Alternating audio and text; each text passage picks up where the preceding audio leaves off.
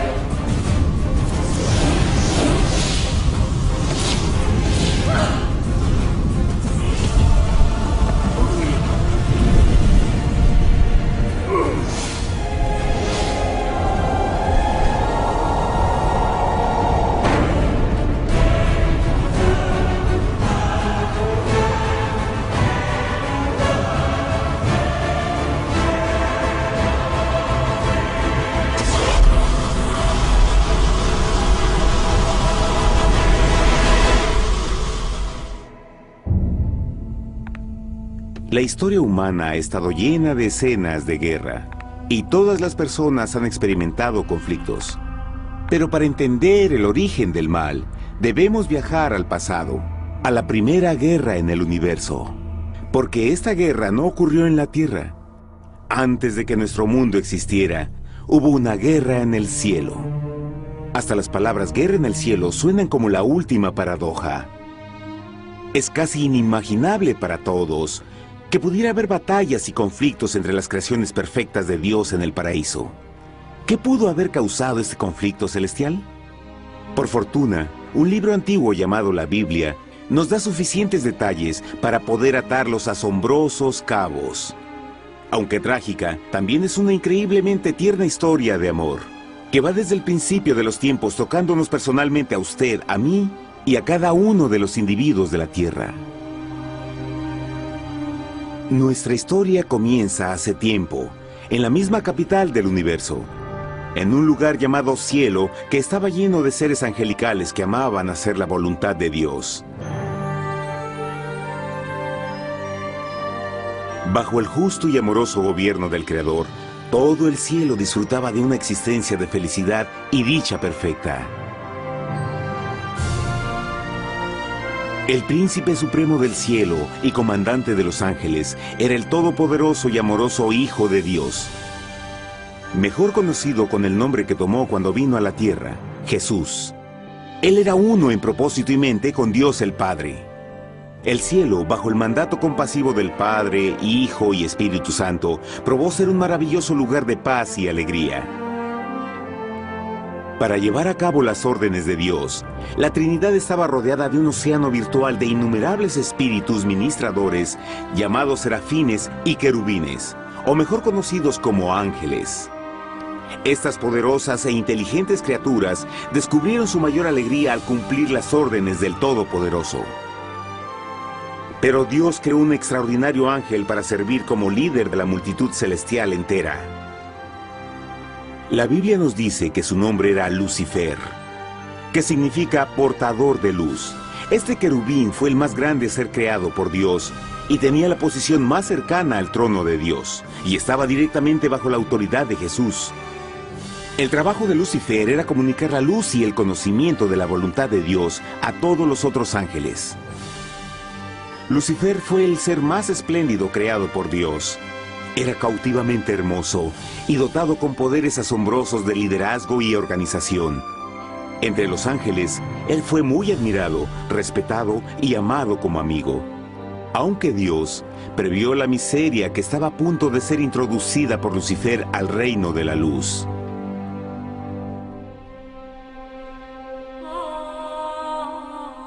Lleno de sabiduría y acabado de hermosura, de toda piedra preciosa era tu vestidura, tú querubín grande y protector. Yo te puse en el santo monte de Dios. Allí estuviste, en medio de las piedras de fuego te paseabas. Perfecto eras en todos tus caminos, desde el día en que fuiste creado, hasta que se halló en ti maldad. Cuando Lucifer pudo darse cuenta de su belleza y poder, su corazón comenzó a cambiar gradualmente. Permitió que su enfoque se alejara de Dios y dirigió su amor hacia él mismo. Tal vez nunca entenderemos el cómo y el por qué estas semillas de rebelión germinaron en su corazón. Pero el profeta Isaías nos da una visión del pensamiento de Lucifer. ¿Cómo caíste del cielo, oh lucero, hijo de la mañana? Cortado fuiste por tierra, tú que debilitabas a las naciones, tú que decías en tu corazón, subiré al cielo en lo alto, junto a las estrellas de Dios. Levantaré mi trono, sobre las alturas de las nubes subiré, y seré semejante al Altísimo. Lucifer gradualmente comenzó a codiciar el poder de Dios, pero no su personalidad. Al pensar en sus propias habilidades y belleza extraordinarias, los cancerosos tentáculos del orgullo y autoadmiración cautivaron su mente. Este resentimiento y envidia finalmente lo llevó a violar la sagrada ley de Dios y a rebelarse contra su gobierno. Necesitamos hacer una pausa y dejar algo en claro. Desde el principio, Dios ordenó que las leyes de la física gobernaran al mundo material en que vivimos.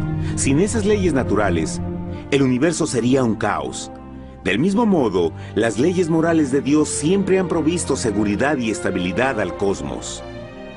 Algunos piensan que los 10 mandamientos no existieron, hasta que el Señor los entregó a través de Moisés en el monte Sinaí. Pero las Escrituras nos enseñan que los principios de las leyes de Dios han existido por toda la eternidad, pues son la base fundamental de su paradisíaco reino de amor. Fieles son todos sus mandamientos, afirmados eternamente y para siempre, hechos en verdad y rectitud. Los 10 mandamientos son un resumen de las características de un Dios de amor. Los primeros 4 mandamientos describen quién es Dios, su poder, su territorio y autoridad. Los últimos 6 describen cómo es Dios, su honestidad, su pureza, su fe. Todas estas cosas siempre han sido verdad y siempre serán verdad. Ahora, por primera vez en la historia de la eternidad, Lucifer comenzó a violar estos principios perfectos. Lucifer sabía que si iba a compartir el poder y estatus de Dios, necesitaría apoyo. Así que se puso a trabajar. Comenzó tortuosamente a circular entre los ángeles plantando semillas de duda y descontento con respecto al liderazgo de Dios. Al mismo tiempo, sutilmente hacía notar sus propias virtudes. Él insinuó que Dios abusaba de su poder divino y sus leyes restringían la verdadera libertad y felicidad de sus criaturas. Con su razonamiento audaz y poder sin igual de influir, Lucifer pudo persuadir a un gran número de ángeles de unirse a su motín. Tal vez se pregunten, ¿cómo es que tantos ángeles inteligentes pudieron ser embaucados para seguir a este desertor? Tengan en cuenta que hasta este punto ningún ángel había escuchado una mentira. Y en esta temprana etapa de la rebelión, los ángeles no se dieron cuenta de cuán obsesionado se volvería Lucifer con adquirir la posición de Dios. No sabían que finalmente él planearía la tortura y asesinato del Hijo de Dios en la cruz, en un intento por subir a su trono. Extrañamente, Lucifer pensó que podía ocultar sus verdaderos propósitos de Dios. Ay de los que se esconden de Jehová encubriendo el consejo, y sus obras están en tinieblas, y dicen, ¿quién nos ve y quién nos conoce? No crean por un momento que la rebelión de Lucifer tomó a Dios por sorpresa o desprevenido. El Señor sabe todas las cosas, incluyendo los pensamientos de sus criaturas. Él entendía exactamente lo que estaba pasando por la mente de Lucifer. Y en amorosa piedad, Dios advirtió al descarriado ángel del peligro. Pero al final, el orgullo y amor propio no le permitieron a Lucifer arrepentirse. Así que eligió la rebelión total contra Dios en vez de la humilde obediencia. Algunos se han preguntado, ¿esto significa que Dios creó a un ángel defectuoso? No, pero Él creó a Lucifer con la libertad de elección. Verán, la libertad de elección es una cosa maravillosa, pero lleva consigo un increíble riesgo, incluyendo el riesgo de la rebelión y la posibilidad de que el amor de Dios pueda ser rechazado. El amor real no puede venir de una criatura preprogramada. No puede ser forzado. Debe ser voluntariamente dado. Por ejemplo, aun siendo tan lindo como lo es este perro robot, en realidad nunca podrá amarme. Puede hacer que parezca que me ama, pero solo está siguiendo instrucciones preprogramadas. No tiene opción. Y por otro lado, este pequeñito está verdaderamente feliz de verme. Él ha decidido darme su afecto, y con el tiempo, nuestra relación crecerá y se hará más fuerte, mientras lo ame y lo cuide. Del mismo modo, un Dios de amor solo quiere amor genuino de sus inteligentes criaturas. Y para que eso pase, estas deben tener la libertad de elección. La rebelión de Lucifer es la más grande evidencia de que en verdad tenía esa libertad. Y ahora, la pregunta más grande era, ¿cómo respondería Dios a esta crisis? ¿Cómo lidiaría con Lucifer y los millones de ángeles que se unieron a su rebelión? Muchos se preguntan, ¿por qué Dios no destruyó inmediatamente la rebelión? Después de todo, Él pudo fácilmente vaporizar a Lucifer con mandarle un rayo. ¿Pero eso en realidad habría resuelto el problema? No, al contrario. Eso solo habría intensificado las dudas y sospechas que Lucifer ya había plantado en las mentes de los ángeles. Recuerden, Lucifer sabía, como nadie más podría saber, el manejo interno del gobierno de Dios. Su destrucción se habría visto como parte de un gran encubrimiento, y la razón que motivara el servir a Dios hubiera sido el miedo a las represalias y no el amor. No, el Señor sabía en su sabiduría que la mejor forma de enfrentar la crisis era permitiendo que siguiera su curso. Esta sería la única forma en que se aseguraría de que el mal no se levantara otra vez. Dejad crecer juntamente lo uno y lo otro hasta la siega. Y al tiempo de la siega yo diré a los segadores, recoged primero la cizaña y atadla en manojos para quemarla, pero recoged el trigo en mi granero. En la parábola del trigo y la cizaña, Jesús describe que un tiempo de crecimiento es necesario para que una planta revele su naturaleza. En su entendimiento infinito, Dios sabía que con el tiempo el carácter real de Lucifer sería expuesto y que los amargos frutos de su rebelión se volverían visibles a todos. Hasta ahora los ciudadanos del universo no estaban familiarizados con el pecado y a dónde los llevaría. Pero eso cambiaría cuando ellos vieran por sí mismos su terrible naturaleza autodestructiva. Al final, la sabiduría y amor del gobierno de Dios se mantendría por siempre confirmado y el universo estaría seguro. Cuando Lucifer y sus seguidores llevaron su rebelión abiertamente, el Señor supo que no habría paz si se les permitía quedarse en el cielo. Debía ponerse un límite, tomar acción y desalojar a los rebeldes. Pero Lucifer y sus seguidores nunca se irían por su propia voluntad o pacíficamente. El siguiente paso era la guerra.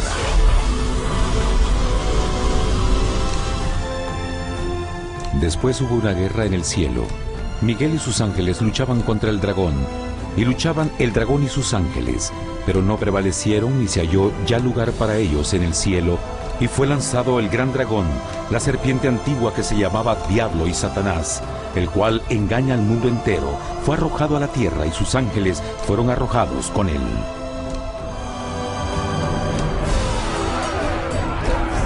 La Biblia no nos revela exactamente qué armas se usaron o cuánto duró este conflicto cósmico. Pero esta guerra fue como ninguna que los ojos mortales hayan visto jamás. Apocalipsis 12:4 nos dice que finalmente Lucifer y un tercio de los ángeles de Dios fueron físicamente expulsados del cielo.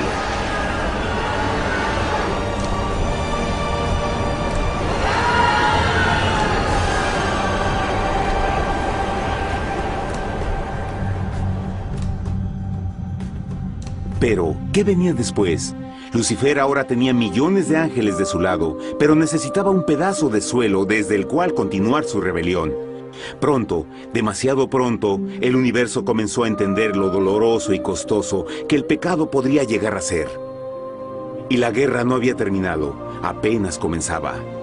Lucifer, el portador de luz, ahora se volvió Satanás, el adversario.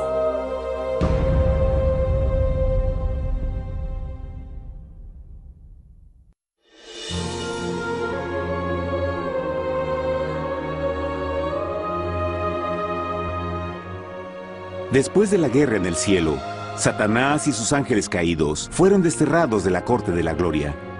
Por un tiempo el diablo y sus demonios vagaron por el universo, buscando inútilmente mundos que se compadecieran y que se unieran a su rebelión. Mientras tanto, el corazón de Dios sentía intensamente el vacío que creó la pérdida de Lucifer y sus ángeles. Y el Padre, Hijo y Espíritu Santo regresaron a su trabajo favorito, el maravilloso trabajo de la creación. Decidieron hacer un mundo nuevo, lleno con una variedad de asombrosas y diversas criaturas de amor. Este nuevo mundo sería único, porque las criaturas principales serían hechas a la imagen de Dios. Para ellos, el Señor también les daría dominio de este nuevo planeta que conocemos como Tierra. En el principio creó Dios la tierra, y vio Dios todo cuanto había hecho, y era bueno en gran manera. ¡Qué imagen tan asombrosa! Dios forma un nuevo mundo, nuestro planeta Tierra. Y con cada maravilloso día de la creación, algo nuevo y espectacular entraba a formar parte de la escena. Por ejemplo, en el tercer día Dios habló y vegetación hermosa y exuberante saltó a la existencia. Plantas de todos los colores, formas y tamaños. En el quinto día, el mundo estaba lleno con asombrosas, exóticas criaturas que podían ya sea elevarse por los cielos o deslizarse libremente por las aguas azules, y algunas podían hacer ambas cosas. El sexto día vio la presentación de una variada y diversa multitud de animales terrestres. Desde el gigante elefante hasta la pequeña ardilla, cada uno encontró un hogar en el nuevo planeta y un lugar para vivir en armonía con el resto de la creación. Y también en el sexto día, Dios creó al hombre. Entonces dijo Dios: hagamos al hombre a nuestra imagen, conforme a nuestra semejanza. Entonces Jehová formó al hombre del polvo de la tierra y sopló en su nariz aliento de vida, y fue el hombre un ser viviente. Y Jehová plantó un huerto en Edén, al oriente, y puso ahí al hombre que había formado.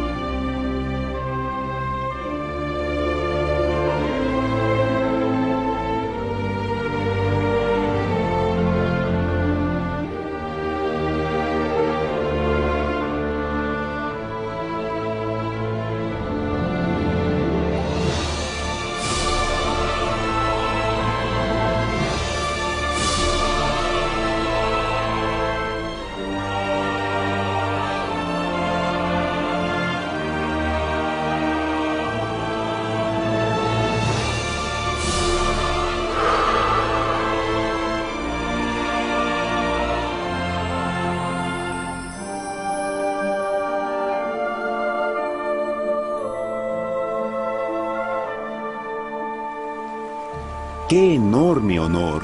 Ser creado a la semejanza de Dios. Ser un individuo libre pensador y totalmente autónomo. Al principio, el hombre no notaba su desnudez. Probablemente eso fue porque antes del pecado, él estaba vestido con gloria y luz.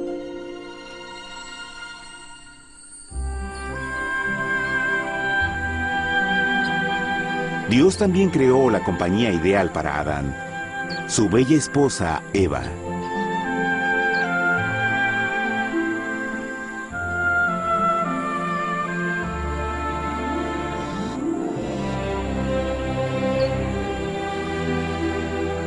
La alegre pareja fue colocada en un magnífico jardín perfectamente diseñado para aumentar su felicidad. A Adán, Eva y a las otras criaturas de la tierra también les dieron el privilegio divino de procrearse a su propia imagen. La intención de Dios fue que la raza humana tuviera dominio sobre este paraíso perfecto para siempre. Eternamente felices y sanos, trabajarían con la flora del jardín de Dios, mientras disfrutaban del afecto y compañía de todas las criaturas bajo su cuidado. El ambiente que nuestros primeros padres experimentaron fue muy diferente al mundo de hoy.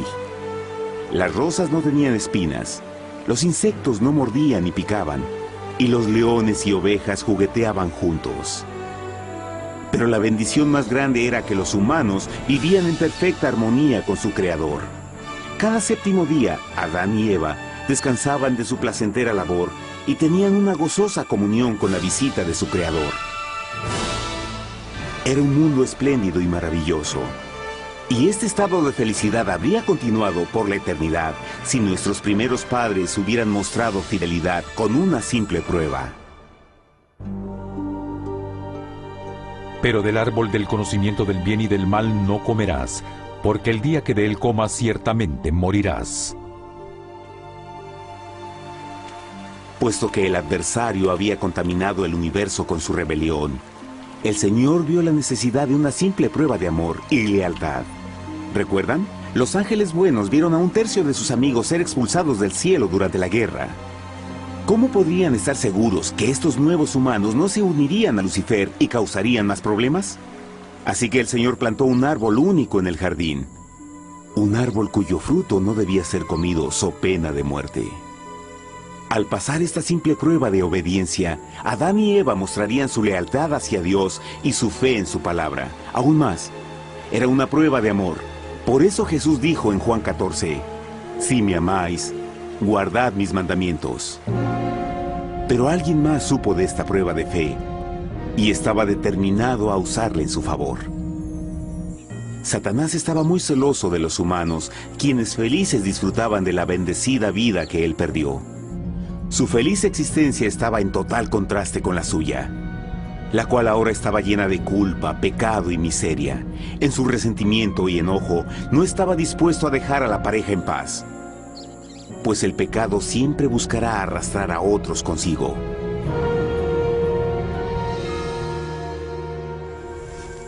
Así, un día en que Eva estaba concentrada en su placentero trabajo, se encontró sola y peligrosamente cerca del árbol prohibido. Fue cuando Satanás vio su oportunidad. Usando una serpiente hipnotizante como su medio, el ángel caído llamó a Eva desde el árbol y trató de entablar conversación.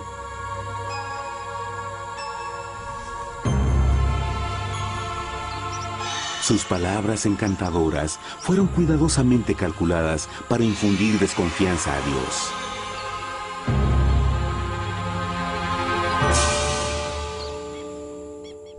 Entonces la serpiente dijo a la mujer, «No moriréis, sino que Dios sabe que el día que comáis de él, serán abiertos vuestros ojos y seréis como Dios, conocedores del bien y el mal». Y vio la mujer que el árbol era bueno para comer, y que era agradable a los ojos y codiciable para alcanzar la sabiduría, y tomó de su fruto, y comió, y dio también a su marido, el cual comió así como ella. Trágicamente, cuando Eva escuchó la suave y sedosa voz del tentador, comenzó a tener dudas sobre la palabra de Dios. La serpiente la engañó con la promesa de gran poder y sabiduría. Eso llamó su atención. Después de todo, aparentemente el fruto le dio a la serpiente la habilidad de hablar. ¿Qué otros poderes podría darle a ella? Y así, aunque apenas había conocido a la serpiente, ella confió en su palabra por encima de Dios, quien la creó y le proveyó un hogar paradisíaco. Así que Eva comió del fruto prohibido y pronto persuadió a su esposo de hacer lo mismo. Adán pudo haber elegido mantenerse leal a Dios, pero él puso su amor por su esposa sobre su amor por Dios. Cuando nuestros primeros padres le dieron su lealtad al enemigo, el dominio de la tierra fue reclamado por Satanás. ¿No sabéis que si os sometéis a alguien como esclavos para obedecerle, sois esclavos de aquel a quien obedecéis? Ninguno puede servir a dos señores. Este mundo sería el último campo de batalla entre el bien y el mal. Y el corazón de cada hombre y mujer fue el premio. Adán y Eva no se dieron cuenta en ese tiempo, pero su momento de desconfianza y desafío abriría las compuertas del sufrimiento de millones de personas durante miles de años.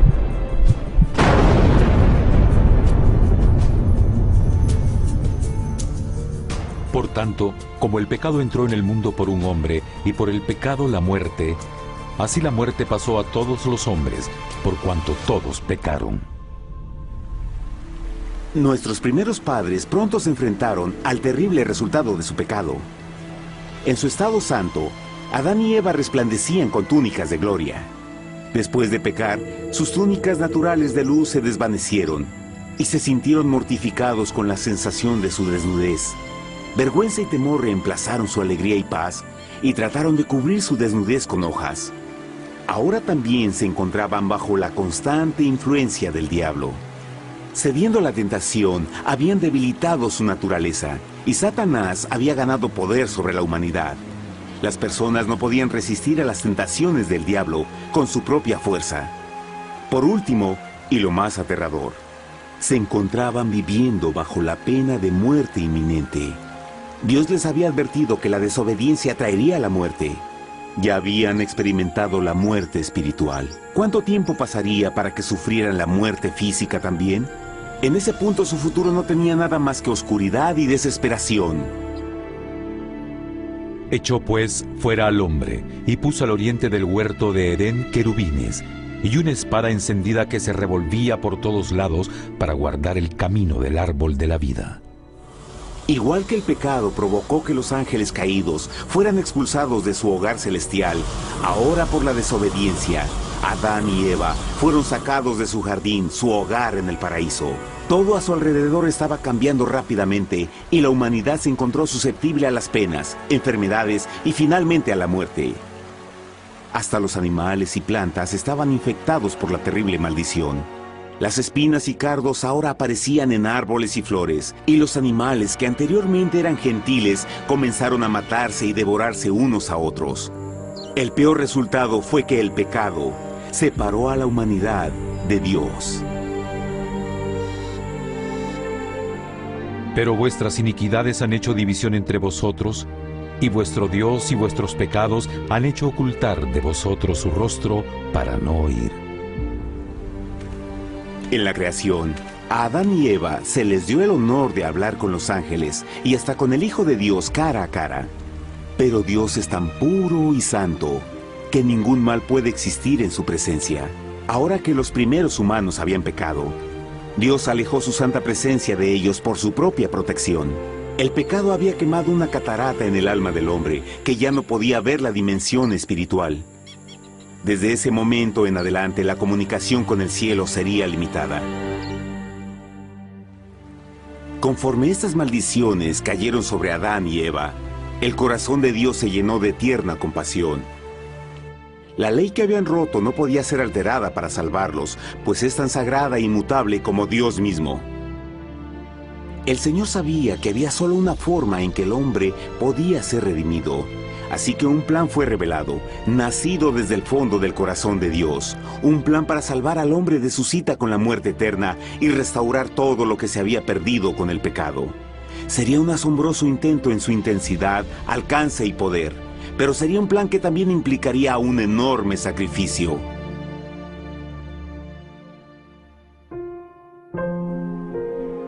En esto se mostró el amor de Dios para con nosotros, en que Dios envió a su Hijo unigénito al mundo para que vivamos por Él. En esto consiste el amor, no en que nosotros hayamos amado a Dios, sino en que Él nos amó a nosotros y envió a su Hijo en propiciación por nuestros pecados. Las Escrituras claramente enseñan en Romanos 6:23, el costo del pecado es la muerte. La ley rota demandaba la vida del pecador. Y solo había uno en todo el universo que podía calificar como sustituto de la humanidad. El Creador solo podía pagar la deuda de sus criaturas al tomar su lugar. Así, Jesucristo, el Hijo de Dios, por voluntad aceptó dejar la pureza, gloria y seguridad del cielo. Él vendría a morir en nombre del hombre en su malvado y renegado planeta. Él nacería como un inocente e indefenso bebé, soportaría una vida de pena y vergüenza, y aún así viviría una perfecta y victoriosa vida. Finalmente, Él tendría una muerte humillante para poder ser sustituto de la humanidad caída. Por su sacrificio, la humanidad asombrosamente recibiría una oportunidad más de tener vida eterna. Su sangre proveería el rescate para el mundo que había sido raptado por Satanás. Este maravilloso plan de redención fue gráficamente ilustrado en el sistema de sacrificios de animales ordenado por Dios después de la caída del hombre. El Señor había advertido a Adán y Eva que morirían el día que comieran del fruto prohibido. ¿Y cómo fue que permanecieron vivos? La Biblia nos dice que inmediatamente después de su pecado, Dios les proveyó ropa en la forma de pieles animales. Es digno de notar que Apocalipsis se refiere a Jesucristo como la oveja, que fue muerto desde el principio del mundo. Esto indica que una oveja fue sacrificada el mismo día para prevenir sus muertes inmediatas. Por fe, en este sacrificio sus muertes fueron simbólicamente transferidas de ellos a la criatura inocente. La oveja, por supuesto, era la representación de Jesús. Y así, un rayo de esperanza fue provisto en una situación de aparente oscuridad y desesperación. A través del arrepentimiento y la fe en la sangre del Mesías venidero, cualquier humano podría ser una vez más hijo de Dios. Pero a pesar de este maravilloso plan, Satanás aún tenía dominio sobre la tierra, y la vida en este mundo no sería fácil. En el mundo tendréis aflicción, pero confiad, yo he vencido al mundo. Naturalmente, muchos se preguntan, ¿cómo un Dios amoroso y poderoso permite penas y sufrimiento en nuestro mundo actual? Pero está claro desde el Génesis que Dios nunca quiso que conociéramos la pena y tribulaciones de esta vida. Cuando el mundo salió de la mano de Dios, la tierra era un maravilloso paraíso.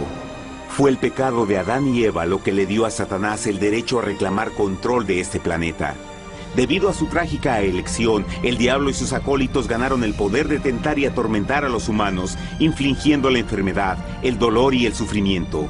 Podría ser mejor preguntar, ¿por qué Satanás tiene control total sobre la humanidad?